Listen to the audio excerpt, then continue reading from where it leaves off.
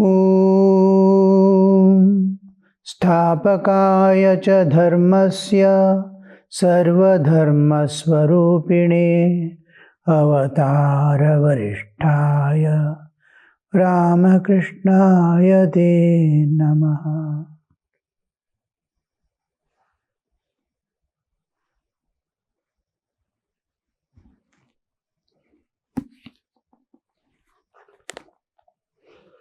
Sri Ramakrishna is talking, Girish in the front.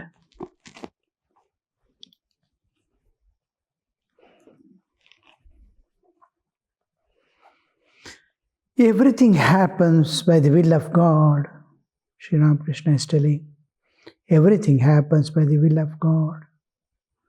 If your spiritual consciousness has been awakened at this place, know that I am only an instrument. Uncle Moon is everybody's uncle. All happens by the will of God. When we say all happens by the will of God, usual question people ask is, if everything happens by will of God, why do the evil people or bad people do bad things?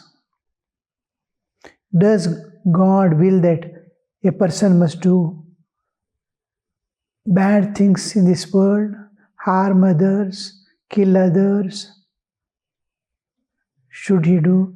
Is that the will of God? No, it need not be, because law alone is made by the God. One of the important law is karma. Whatever you do, you have to reap its fruit. It is inevitable. What you do, you have to reap. Now, this is the law. And when the law comes into existence, law coming means there is freedom of the jiva. If everything is governed by the will of the master, then no freedom will be given to any individual. If he asks, sit there, he has to sit, move there, move. Otherwise, he cannot even move, he cannot think, he cannot do anything. He is eligible to do karma independently, having been given an intellect, buddhi. Buddhi is there, given to the jiva, to return back to the source, utilize the life in best possible way, evolve. Evolution is the plan of nature. Law is the law of the nature. Nature has law, and all beings are governed strictly by the law, except humans.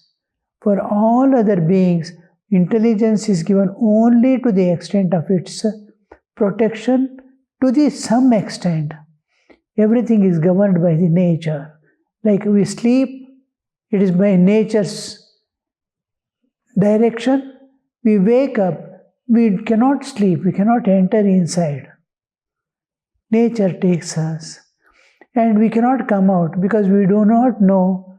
We have left a body, there is a waking state. When you sleep, you will not know. There is a waking state, I have to go back. You will not know. You will not know there is a world at all. You have left the body and come inside, you will not know. You cannot come out because you don't know. And where you are, you don't know. What is happening, you don't know. When you enter into deep sleep, even thoughts are not there.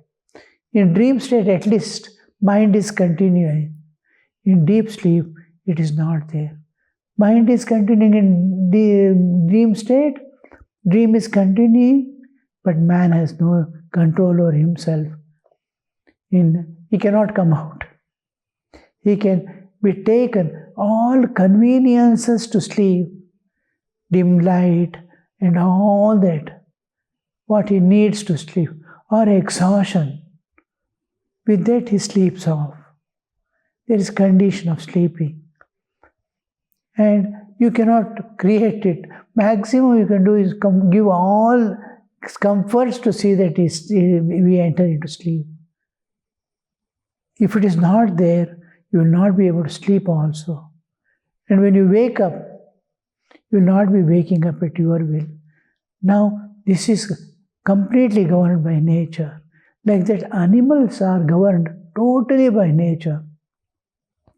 Its movements, its self-protecting mechanism, flee or fight, all these are directly governed by nature. A small intelligence is given to the extent what to eat, what not to eat by smell.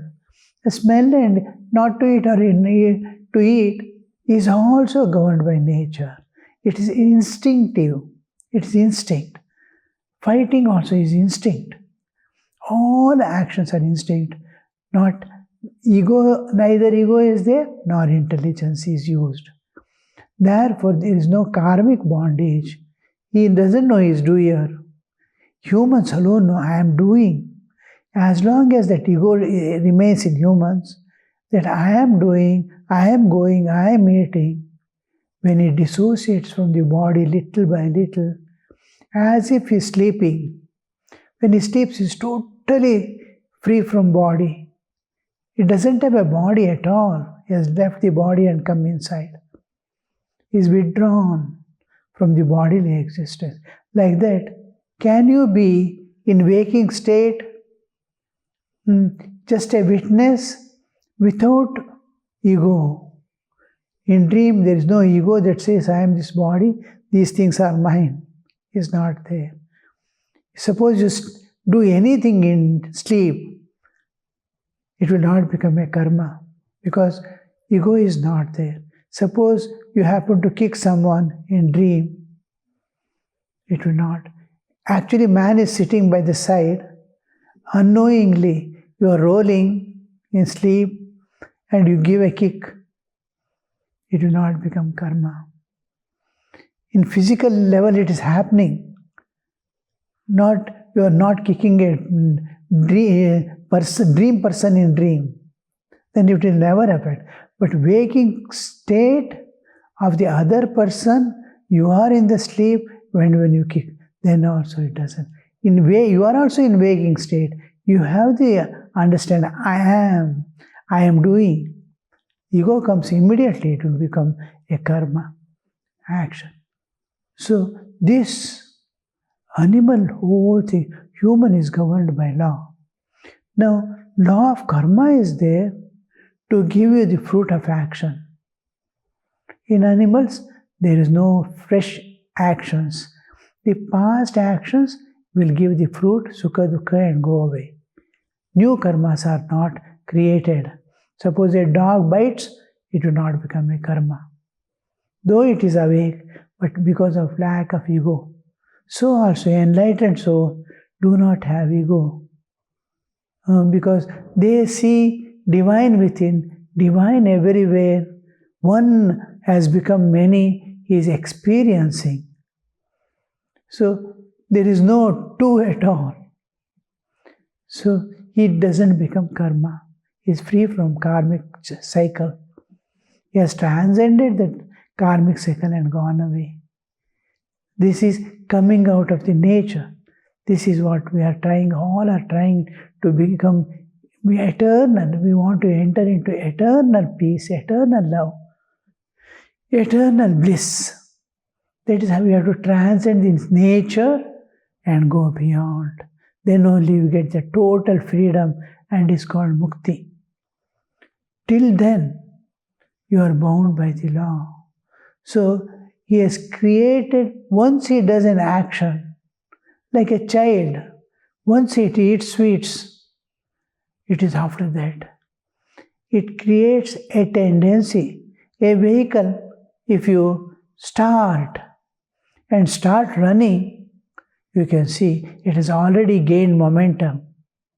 If you put off the engine also, it will be running for a long time till the acquired momentum becomes zero.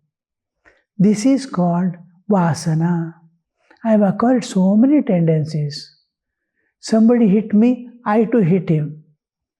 Somebody has taken something from me, I hit him and take back my things because I have kept mine and yours. So this ego, mine and yours, is making him fight. Now he has acquired some tendencies to look at everyone, anybody approaching him, oh, this my person might be taking away something of mine. I may be losing. Tomorrow if I don't have food for me, what will I do? All this will create tendencies to be good or to be bad. Once he feels his child, any woman, her womb child, she will never neglect. Born of her own womb, she will not neglect. She will not desert and go away. Now, this tendency it has created, my child, it should not be hurt, it should not, mineness. Now, by grace of God or nature, he has a little love is awakened for others also. When he is experiencing pain, when his son is experiencing pain, he has fallen down, he experienced pain, and this person is going somewhere, he sees another person, unknown child has fallen. He immediately thinks, oh, my child also had fallen, how he suffered. Oh, this boy must be suffering like that. Let me go and lift him. When he does once, that becomes a good tendency. Yesterday he had taken away my something without my permission. Today he is entering again. He will be taking away something else today. That vision, that he sees that person doesn't enter. Already karmas are accumulated. He has acquired a bad tendency. These bad tendencies make them do bad things. Good. If you link once to an evil process, evil start flowing into you. Goods you start doing, good starts flowing in you. Because you are an inseparable part of the universe. You are logging to a good channel, longing to a bad channel. Once you start doing anything, if you start doing bad, it's immediately so many thoughts flow into you of the others who are bad. You are locked to the bad channel from which it flows down into you, and yours flow into others. It acquires a different kind of momentum. It drives you. You are right. It's like you are building up a flywheel. Flywheel is giving you, whenever you just try to turn somewhere, again that flywheel gives you the energy to and drags you into it. That's why we are not able to come out of the whirlpool. Once you are caught, it will go on taking you down. It's a whirlpool, sucks you inside. Like that, when you are in the universal level, once you do a bad thing, it will not end there. It will immediately enter in and all the bad things others are doing enter into you. That's why many people, why he is doing? Why he is doing? Why should I not do? This many people ask. He is doing, see, in the world, so many people are enjoying. Why not me? They are ready to face the consequences. Are you ready to face the consequences? So this question, that because why they think like that is, they are locked to the bad ideas, and bad ideas are flowing in like flywheel giving back the energy. It becomes a vicious circle. This vicious circle is independent of the karmic cycle. Bad people will go on doing bad because they are locked to the bad part of the negative part of the world. Similarly, good people do good. It goes on accumulating. It goes on energizing them again and again. So for this, God is not responsible. He has made the law. The law of accumulating, the law of tending, the tendency is created, and it's a cause and effect. Action and their reaction, karmic load. Sukha, dukha, everything is governed by perfect law. You cannot escape. So this is now whole thing is designed by nature and signed with authority by the Lord of the universe. Yes, this will be applied. Now good for good, bad for bad. Only to human, because intelligence is given, freedom of action is given. Not for any other living being, including plants and other things. Just because ego is absent and intelligence is absent in them. So, all happens by the will of God. Girish, smiling. All happens by the will of God. At the same time, if you want exemption from the laws of nature, that also will be given. The act of surrender will make you free from all the laws and bindings once for all. Girish, smiling. Did you say by the will of God? What I am saying is very same thing, all love. Girish is telling. Did you say by the will of God? What I am saying is the very same thing, all love. Master to Girish. By being guileless, one can speedily realize God. There are several kinds of people who do not attain divine knowledge. First, a man with a perverse mind. He is not guileless. Second one is who is very fastidious about outer purity. External purity, he doesn't maintain the inner purity. Anybody touches him, he will go and have bath and come. But inside, he is being driven by his own bad tendencies. We usually call them as Puritans. Go on, I will not touch this, I will not eat this, I will not do that. People should not speak bad things and all. But mind is doing the same thing in his case. Externally, he doesn't want. Internally, it's going on. Second one, who is fastidious about outer purity. Third, a doubting person. Samshaya. Sri Ramakrishna spoke highly of Nitya Gopal's ecstasy. To acquire knowledge also. Whatever good you have done in your life, whatever services you have offered, whatever love you have given to this world, whatever compassion you have shown to this world, whatever purity you have maintained for yourself, all this will follow you lives after lives,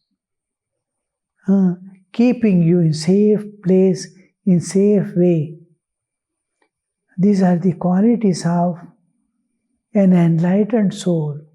The qualities, by acquiring the qualities, You are safe in the world. It may take you long time, maybe few lives, to realize God. But good things, whatever you have done, whatever you given to the world, will always follow you to see that you are safe in the world. The poverty, this, that, bodily sufferings, losses, all this will be just a nature to teach you something or to guide you through something, to make you pass through your old karmas or something. But you are safe even while passing through all the pains, joys and pains of the life.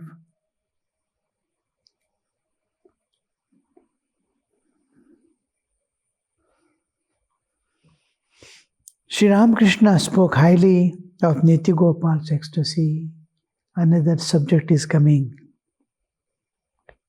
3 or 4 devotees stood near Sri Ramakrishna on the veranda and listened to his words.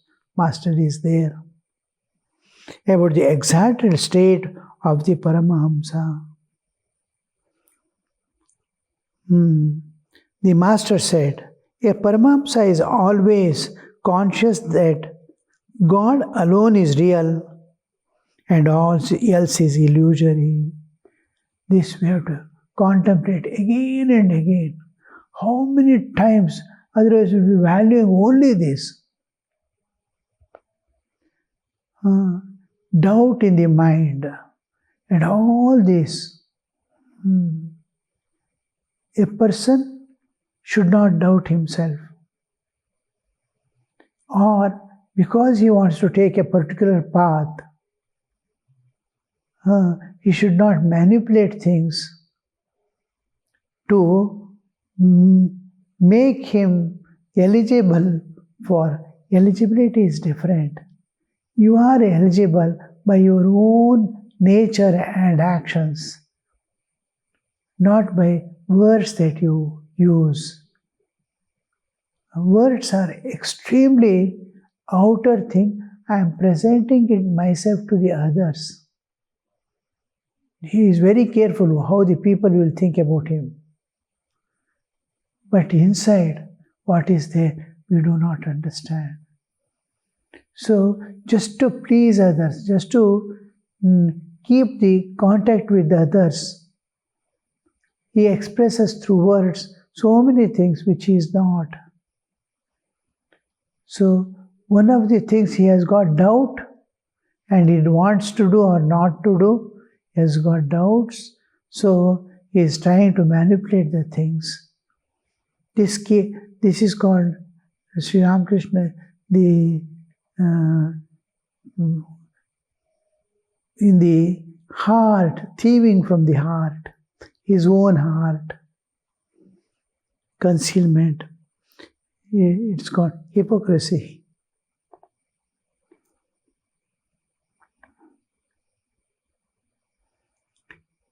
First, a man and all that, a doubting person.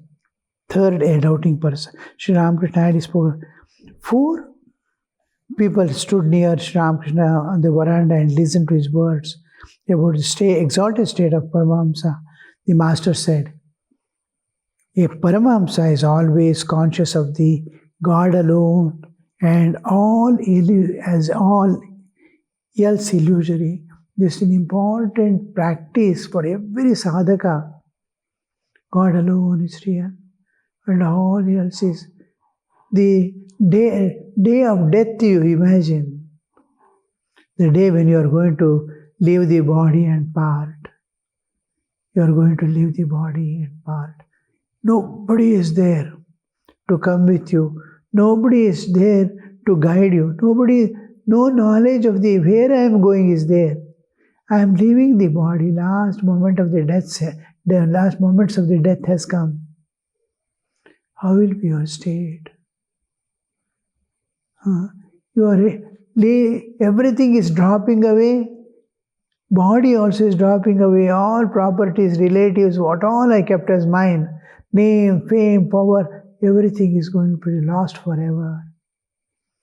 and I don't know where am I going. Where I have been taken, I will be taken. I do not know. Look at that stage, then you will understand that everything is illusory.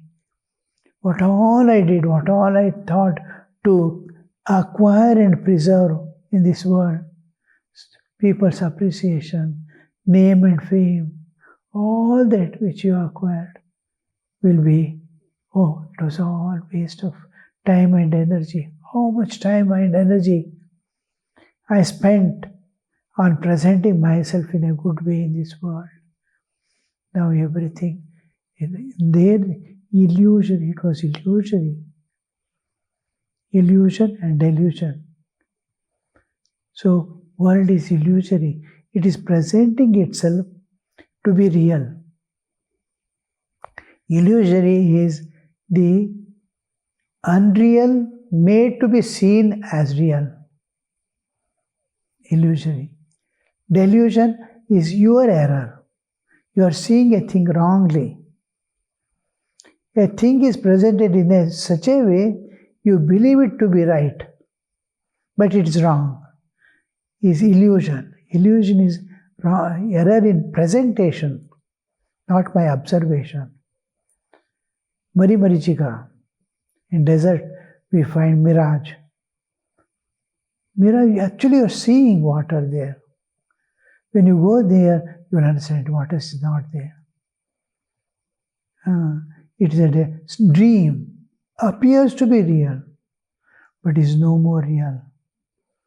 This is illusory. The whole world you will understand is just illusory. When later on, each life you will go on acquiring that, oh, all this is just a passing show. I was thinking this to be real. An appearance only this world and has nothing to real in it. So this understanding must stand, God alone is real. Because at the time of death, everything will go away, but God alone abides. When you see in sleep, all things disappear, but God alone. When you are asleep, there is Mother Nature to bring you back to waking state. She is waiting there. You don't know anything, everything, all knowledge and everything is lost. All understanding is lost when you sleep. Totally, in deep sleep, nothing is there. Yet, Mother Nature and God are there, waiting to bring you back to waking state. They abide. When you are asleep, when you are dead, also they are there. God alone is real there. All else was illusory. Om Shanti Shanti Shanti Hari Om Tat Sat Shri Ramakrishna Arpanamastu.